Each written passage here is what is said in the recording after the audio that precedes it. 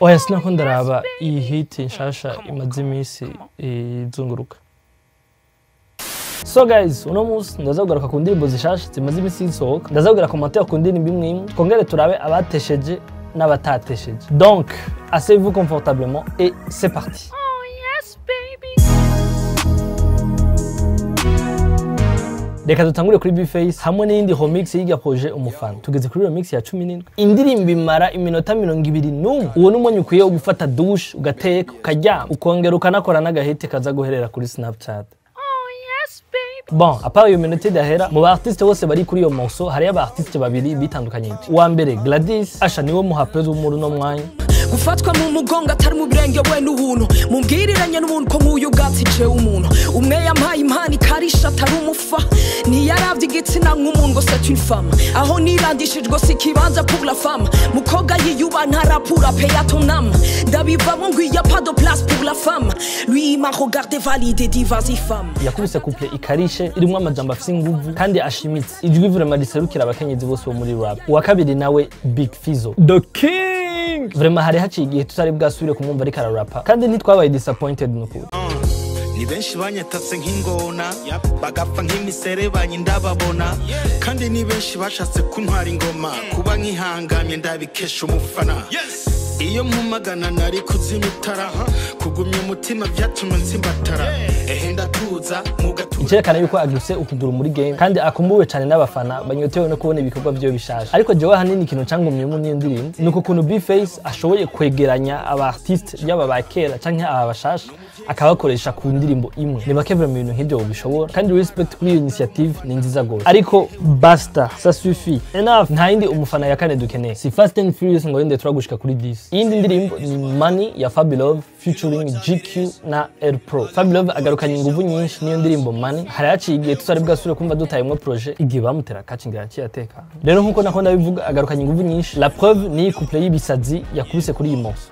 Lukami namba imari amaheri yafise mu muryango bamukuru n'abavanye bagushira mu bakuru n'abakubona usanga bakwita mukuru wayabura bakubona wowe kujya kwikiburuburu kubanure nkuje mu buguruguru bugira igishurushuru byuka mu gaturukuru kurondera gasurura fewe ntirasuru wereke mukora ijuru ni wirinda ayo makuru. Ariko undi muntu yantangaje gose kuri iyi track ni GQ. Yakubise flow ikarishe irimo inguvu iri brut. Texte vraiment wumva ko hari ikintu yarashaka kwemeza. Kagira amaheri jampura ari niganwa ninde dakunda amahera ndagahanwa no mu rusekero baratanga amasikano kugira abakozi b'Imana bapeho nk'abaganwa. Abiceze money nigga you be chasing ass drip so clean and but keep mess money on my mind nka Elon Musk GQ raberewe yes I know thanks. Uwo mutipe arakeneye ikibanza ciwe muri rap game. Et le mot qu'on puisse dire nuko vraiment arashira mu nguvu. Iryo zina ni muri gumize mu mitwe. GQ kadoza ya rap ngaha mu Burundi. Bon, reka tuvuye mu gang gang tuje gato mu rukundo hamwe n'indirimbo Deep ya Double J, Lino G na Kiriko.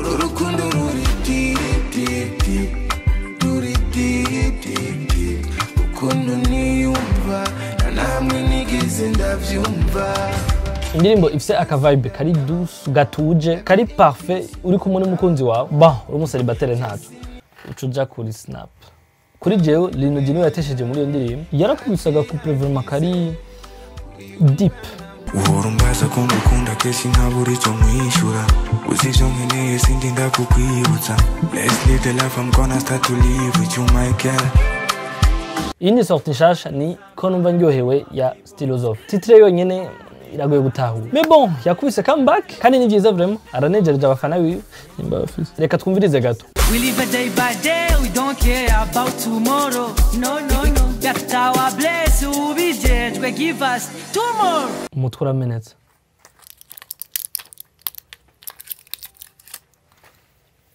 Et pour terminer, indi ndirimbo nshasha iri tendance muri no mwanya ni Bestie ya Ntuzi. Oya yitwa uko nyene Ntuzi.